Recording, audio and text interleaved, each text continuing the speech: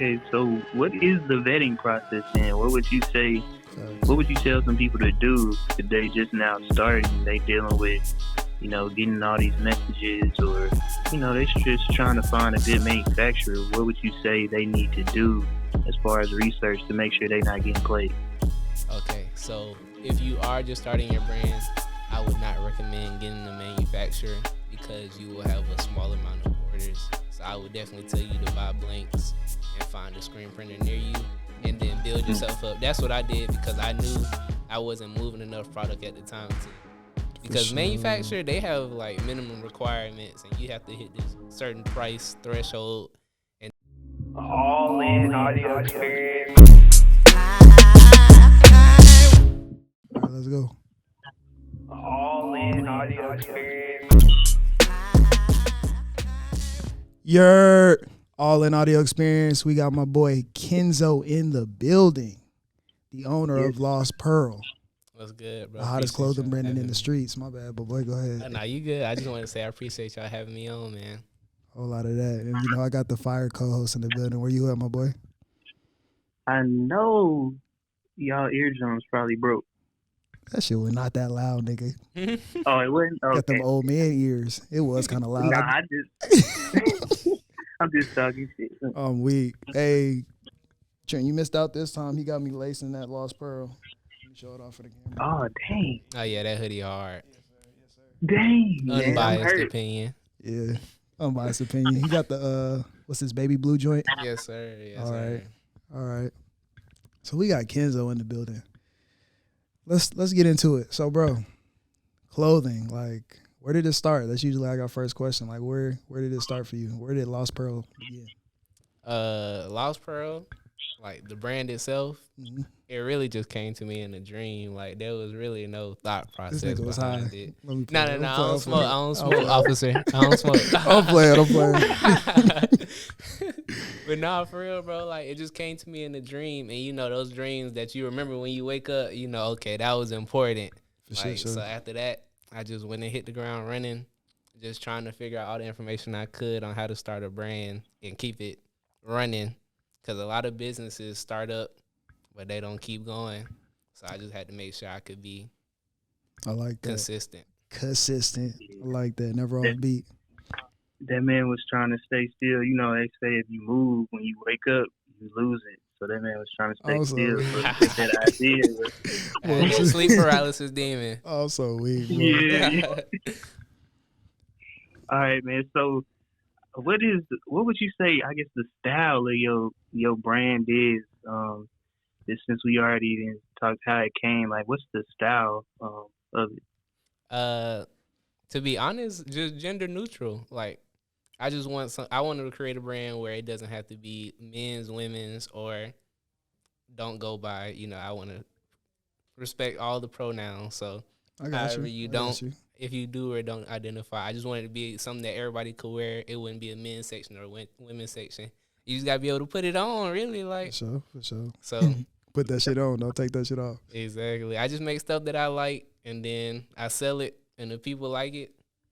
They like it. I like it. And so far, we still going. So I guess what is the specific stuff you offer then? Like, what are what do you offer as far as like clothes, different pieces?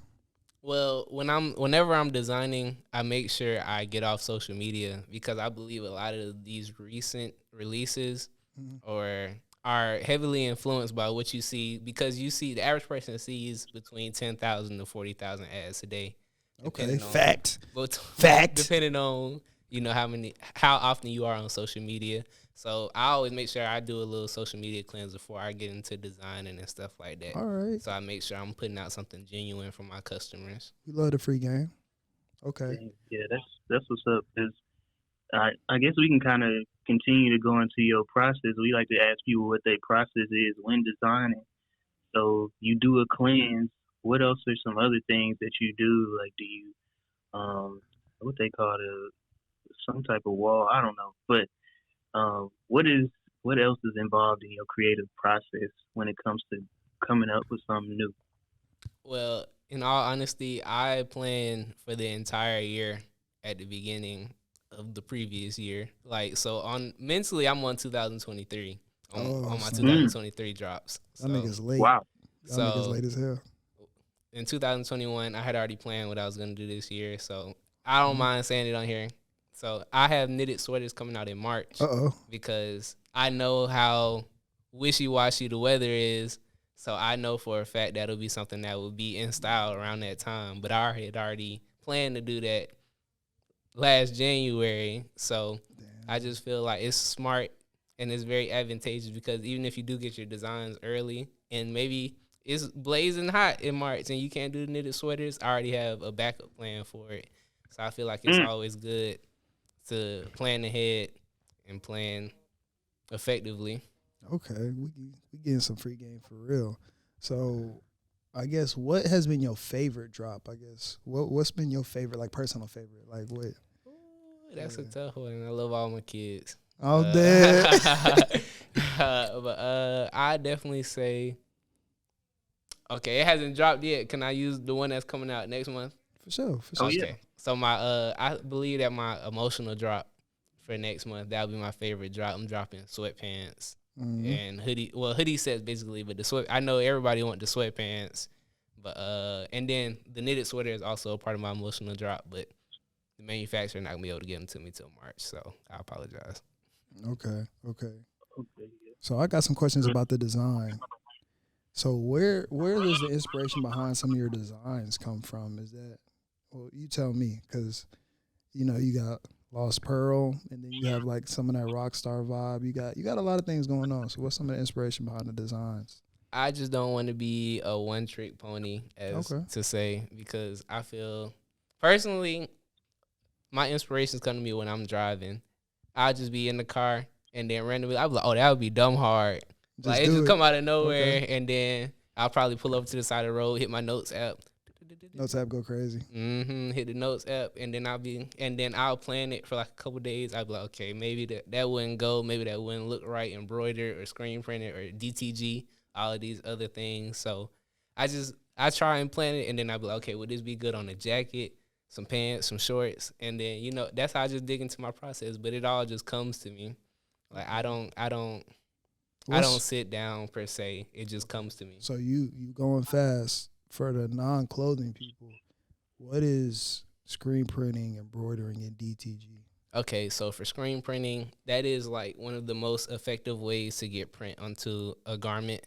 So with screen printing, they will get the colors down, and then they have a system where they basically use friction to get the print onto the garment, and then they just keep going over it, and then they have multiple colors. So they'll do black, get it in there, and then they'll come with a different color, and then they'll do blue or however many colors you have. By hand? Yes. Well, not by hand. They have a screen printing machine, but depending on how successful the business is, that might have an automatic screen printer, or they might actually have to do it by hand. Gotcha. And then for embroidery, that's stitch. That's what everybody knows is stitch. So it's the machine doing the needles, do, and that's how you get some of your best looking designs. And then to direct the garment is a step above screen printing because it literally goes inside of the fabric. So it'll never wear away, it'll never wash off, and you can't feel it.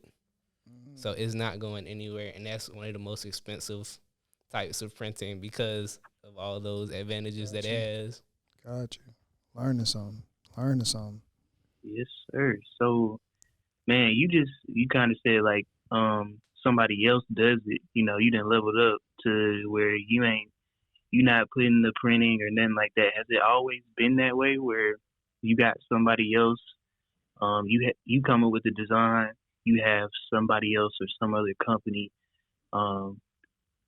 put that design to whatever material that you have that idea for, or is it you used to do that? Well, that's a great question because I was supposed to do it myself, but I was not being a good business owner. I went and got a cheap heat press machine, and I didn't even use it because I just knew I shouldn't have bought it in the first place. I got you. So I just found the local screen printer near my house, and they were doing a lot of my garments for up until probably May, And then I finally found a manufacturer overseas that was consistent, and they gave me great prices.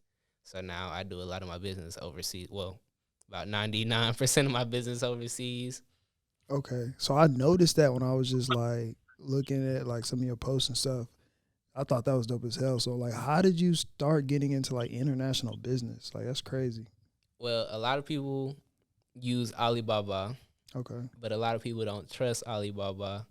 So a lot of manufacturers will message you, and when they see clothing brand or something like that, they'll message you and be like, "Hello, sir, madam," and then they'll give you a whole rundown of their catalog and stuff like that. Okay. But it becomes a little overwhelming because I've probably had over 1,000 manufacturers message me, but they're indiscriminate about it. Like they'll just message anybody, so Yeah. they'll just You gotta filter through that. exactly, because some of them are scammers, and thankfully I haven't experienced a scammer because I'm very thorough in my vetting process. But Oh, dead. I could tell. Like you don't play. yeah, some people are just so gung ho and so ready to hit the floor running that they might not go through all the necessary steps. For sure. For Dang. sure. So okay, so what is the vetting process then? What would you say? Facts. What would you tell some people to do if they just now starting? They dealing with, getting all these messages, or they just trying to find a good manufacturer. What would you say they need to do as far as research to make sure they're not getting played? Okay, so if you are just starting your brand, I would not recommend getting a manufacturer because you will have a small amount of orders. So I would definitely tell you to buy blanks and find a screen printer near you and then build yourself up. That's what I did because I knew I wasn't moving enough product at the time to. Because manufacturer, they have like minimum requirements and you have to hit this certain price threshold and then shipping, international fee. I just don't want somebody getting the hole after they first drop. So, but if Bro, you just have, dropped the bar, bro. Yeah, you at a double now. You like you yes, sir. But if you do feel like your business is growing enough to the point, or it has grown enough to the point where you do need to start doing international and get more orders, this is my checklist for a manufacturer. I would say, do you have an example of you making this product? If it was something I was interested in, I would say, do you have an example of a product that you made like this? If they can't supply that, we can't go any further. If they can, I'd be like, are you available for a video chat so I can see the facility? Okay. And then if they can show me the facility, I'll say, can I see some of the things that you've made, some of the projects that you're working on in the facility? Because sometimes you could just walk out the door, go to your friend's factory out there, and then you can be like, hey, can I use this real quick so I can, shoot a video? But if you can show me orders and stuff like that, yes, I'll be like, okay, and then I'll go over your minimum requirements, and then after that, I'll be like, do you have a business website? So I know if anything does go wrong, I can report you to the Better Business Bureau. Okay. I mean, it doesn't always work, but it's a safety net. It might not be the best safety net. I can't tell he played point guard, bro. Yes, sir. Yes, sir. No, that's a gem for real. But I mean, you just want to make sure that they're having all these things, and then make sure they have an email address. Like, because if I'm giving you my hard-earned money, I need you to be a professional business because I'm running a professional business. Yes, sir. So, but that would definitely be a part of my. That's definitely my vetting process, especially the video chat, because I definitely need to see what you're working with. No, that video chat something. I never even thought about that. That's tough. Definitely. That'll tell you a lot right there. Yes, sir. He said we ain't getting catfished out here. Hell nah. Did that answer your question, Trick? Yeah, man. That answered my question. That was an excellent question. All right. So, how long have you been in the game? Because you like an entrepreneur. Like, how long have you? How old is Lost Bro? We just turned 1 in December 18th to be exact. Bro, you did a lot in 1 year, bro. Like you've been putting. Yes, sir. So what's some real hard moments? What's some hard lessons you had to learn? Like you just had to take it to the head. Like you mentioned, the screen printing part. Like you just that's a loss. You can't do it. Yeah, screen printing. It was becoming too pricey. Like it charge you some of my designs. They'll charge me $8 just for the print to go on the shirt when I can get a manufacturer overseas. He'll do a whole shirt for $10. Gotcha. That makes no sense from a business standpoint because I have to buy the T-shirt blank and then I have to get it printed. And then if I want custom neck labels and stuff like that from the screen printer, that's even more money on top of it. It just wasn't smart from a business point of view. Plus, I can get higher quality garments from a manufacturer because they start from scratch. Okay. So they offer a variety of different fabrics and stuff like that. But to answer your question, some of the things that I've had to go through as a business owner, I would say lack of support and pushing through that. Okay. Because a lot of people like to hop on the wagon after you blow up or after they see you have emotion. But getting a consistent customer base, that was really what my first year was about. I kind of already knew what it was going to be like because I've seen other people start brands, and I saw how that went. So I just knew if I could just be consistent, I would get a customer support base, I'd get a fan base, and then on year 2, this is all about expansion. Last year was about branding. Okay. This year is about his expansion. So you had a triple double. Okay, Biddy. Yes, sir. But yeah, just pushing through that, making sure that I don't get down, just stay consistent because like I said, I've seen a lot of brands come and go. So it's just all about consistency and believing in yourself. Even though it might sound cliche, that really is what it's about, being a business owner. It's just believing in yourself. That's real. It's the simple stuff, bro. The simple stuff be hard. Just got to believe in yourself. Yeah. So you was talking about that consistent customer base, man. So how did you get that going? Was it like word of mouth marketing? Was it social media? Like, how did you, of course you got to be consistent yourself and love your product, but how do you get other people, in the mix, That's a great question. I feel like it was a variety of things because I'll say my frat brothers are some of my most consistent. I believe that the frat helped me stay in business, believe it or not. Shout out Cap Alpha Psi. But I believe the frat helped me stay in business because a lot of my frat brothers took a chance on me when I first started out. It was like, hey, man, I'll order a shirt or something like that, check you out.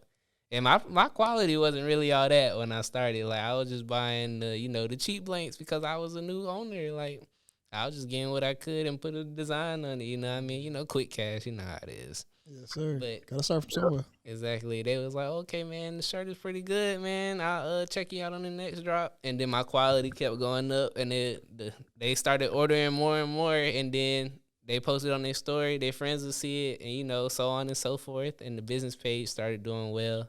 I started doing some advertisements, and, we're still just growing.